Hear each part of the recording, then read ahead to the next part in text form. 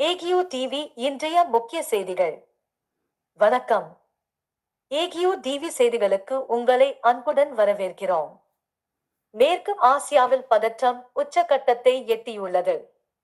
Iran Hormuz ஜலசந்தியை கடக்கும் கப்பல்களுக்கு சுங்கவரி விதிக்க முடிவு செய்துள்ளது. இதற்கு பதிலளிக்கும் வகையில் டொனால்ட் டிரம்ப், உங்களுக்கான எண்ணெயை நீங்களே பெற்றுக்கொள்ளுங்கள் என யுகி உள்ளிட்ட நாடுகளுக்கு எச்சரிக்கை விடுத்துள்ளார்.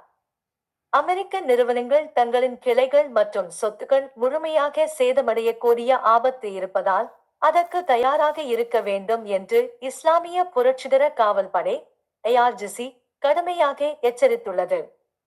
அமெரிக்க பாதுகாப்புத்துறை செயலாளர் பீட் ஹெக்ஸெட், வரும் சில நாட்கள் மிகவும் முக்கியமானவை என எச்சரித்து, நிலைமை மேலும் மோசமடையாமல் இருக்க ஈரான் உடனடியாக பேச்சுவார்த்தைக்கு வர வேண்டும் என்று வலியுறுத்தியுள்ளார். இந்த மோதலின் தாக்கமாக மத்திய கிழக்கில் நீர்வள நெருக்கடி புதிய ஆபத்தான கட்டத்தை எட்டியுள்ளது. இது மனிதாபிமான பிரச்சனையாக மாறும் அபாயம் உள்ளது. இஸ்ரேலில் பாலஸ்தீனர்களுக்கு மரண தண்டனை வழங்கும் சட்டம் நிறைவேற்றப்பட்டுள்ளது. 62 ஆதரவுகளுடன் மசோதா நிறைவேற்றப்பட்டு 48 பேர் எதிர்ப்பு தெரிவித்தனர். இந்த சட்டத்திற்கு பெஞ்சமின் நெதன்யாகு ஆதரவு அளித்துள்ளார். இதனை கொண்டாடும் வகையில் ஒரு அமைச்சர் நடந்து கொண்டதாக வெளியாகியுள்ள வீடியோ சர்ச்சையை ஏற்படுத்தியுள்ளது. மேற்கு ஆசிய மோதலில் 8 இந்தியர்கள் உயிரிழந்ததுடன் ஒருவர் காணாமல் போயுள்ளதாக இந்திய வெளியுறவு அமைச்சகம் தெரிவித்துள்ளது. மனிதாபிமான உதவிக்காக இந்தியா வர இருந்த விமானம் தாக்கப்பட்டதாக ஈரான் அமெரிக்காவை குற்றம் சாட்டியுள்ளது. இந்த சூழலில் யோகா குரு பாபா ராம்தேவ், டொனால்ட் டிரம்ப் மற்றும் பெஞ்சமின் நெதன்யாகு ஆகியோரை கடுமையாக விமர்சித்து போர்க்குற்றவாளிகள் என குறிப்பிட்டதாக தகவல் வெளியாகியுள்ளது. அமெரிக்காவில் டாம் சுவோஸ்ஜி இந்தியா மற்றும் இந்திய வம்சாவளியினருக்கான காங்கிரஷனல் காக்கஸ் அமைப்பின் துணைத் தலைவராக நியமிக்கப்பட்டுள்ளார். இது இரு நாடுகளின் உறவுகளை மேலும் வலுப்படுத்தும் முன்னேற்றமாக பார்க்கப்படுகிறது. சுற்றுலாத் துறையில் மாலத்தீவு இந்திய சுற்றுலா பயணிகளை அதிகரிக்க புதிய நேரடி விமான சேவைகளை தொடங்க திட்டமிட்டுள்ளது. இந்தியாவில் மக்கள் தொகை கணக்கெடுப்பு இன்று தொடங்கியுள்ளது. 31 லட்சம் பணியாளர்கள் இந்த பணிக்காக ஈடுபடுத்தப்பட்டுள்ளனர். கச்சா எண்ணெய் இறக்குமதியை குறைக்கும் நோக்கில் மத்திய அரசு எத்தனால் கலந்த E20 பெட்ரோல் விற்பனையை இன்று முதல் கட்டாயமாக்கியுள்ளது. கல்வியுடன் வேலை இருந்தும் போராட்டம் இந்திய நடுத்தர வர்க்கம் அதிகரிக்கும் பொருளாதார அழுத்தத்தில் சிக்கியுள்ளது.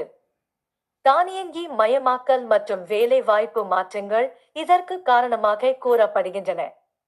இந்தியாவின் முன்னணி டென்னிஸ் வீரர் லியாண்டர் பேஸ் அரசியலுக்கு புதிய அடியெடுத்து வைத்து நரேந்திர மோடி தலைமையிலான பாரதிய ஜனதா கட்சியில் இணைந்துள்ளார். இந்தியாவில் அதிகரித்து வரும் காற்று மாசு குறித்து தேசிய பசுமை தீர்ப்பாயம் முன் தாக்கல் செய்யப்பட்ட மனுவில் மூச்சு விடுவதுதான் ஆபத்தானதாக மாறியுள்ளது என எச்சரிக்கப்பட்டுள்ளது. சிறுவர், முதியோர் மற்றும் சுவாச நோயாளிகள் அதிக பாதிப்புக்குள்ளாகின்றனர் எனவும் கூறப்பட்டுள்ளது. நகரங்கள் வேகமாக வளர்ந்தாலும் திட்டமிடல் குறைவு, சேவைகளின் சமமின்மை போன்ற காரணங்களால் வாழ முடியாத சூழல் உருவாகி வருவதாக நிபுணர்கள் எச்சரிக்கின்றனர்.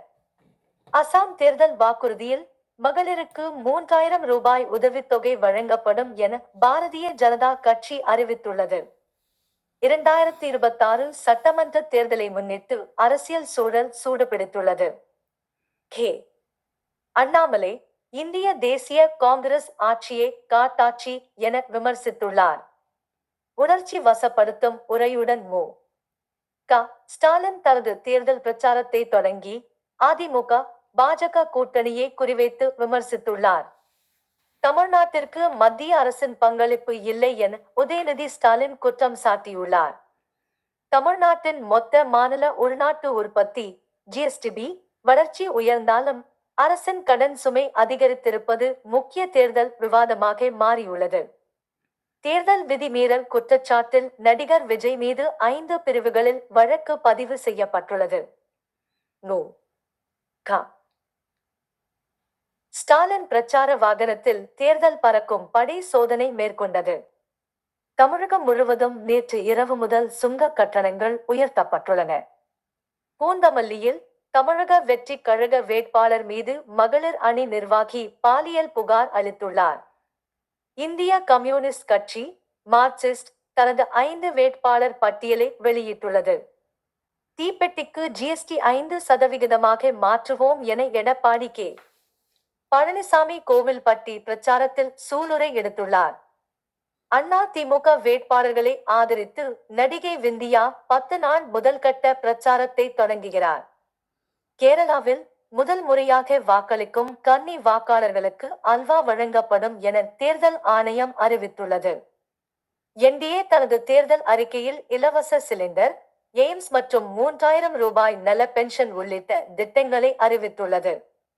நரேந்திர மோடி ஏப்ரல் 4 கேரளா வருகிறார். திருவனந்தபுரம் ரோடு ஷோவும் திருவள்ளா பொதுக்கூட்டத்திலும் பங்கேற்கிறார்.